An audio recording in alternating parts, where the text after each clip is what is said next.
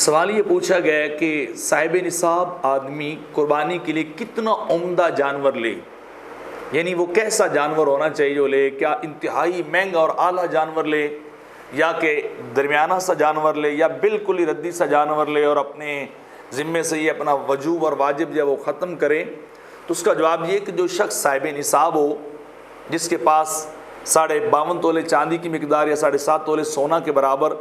इन ईद के अयाम में माल हो, किसी भी सूरत में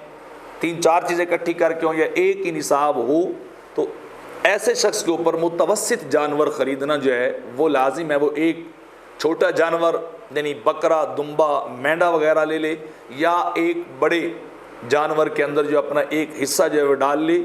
जो दरमियानी लेवल को ना इंतहाई आला के जो उसकी जो है उसके लिए प्रॉब्लम बन जाए या उसकी पहुँच से बाहर निकल जाए, और ना ही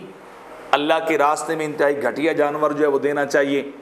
कि इंसान जो है वो अल्लाह के रास्ते में बिल्कुल मामूली चीज़ दे, ऐसा भी नहीं करना चाहिए। तो दरमियाना मुतवस्सित जानवर जो है वो इंसान ख़रीद ले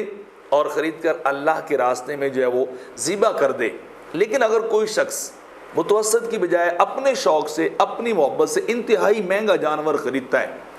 और इंतहाई आला जानवर लेने की कोशिश करता है, तो शरीयत उसके ऊपर कोई कैद नहीं लगाती, बल्कि वो जितने ज़ौक़ और शौक़ से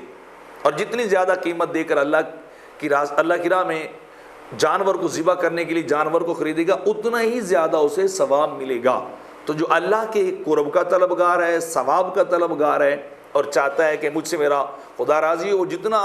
आला से आला, महंगे से महंगा जानवर भी ख़रीदेगा तो अल्लाह की बारगाह में वो काबिल इस्ताइशी होगा, शरीयत की नज़र में भी वो काबिल इस्ताइश होगा और ये असराफ में नहीं आएगा। असराफ अपनी ज़रूरियात और दुनियावी मामलात में होता है, ना कि अल्लाह की मोहब्बत और अल्लाह के अहकामात पे अमल करने में, बल्कि उधर ये खलूस जो है वो शुमार किया जाता है और अल्लाह इस चीज़ को पसंद करता है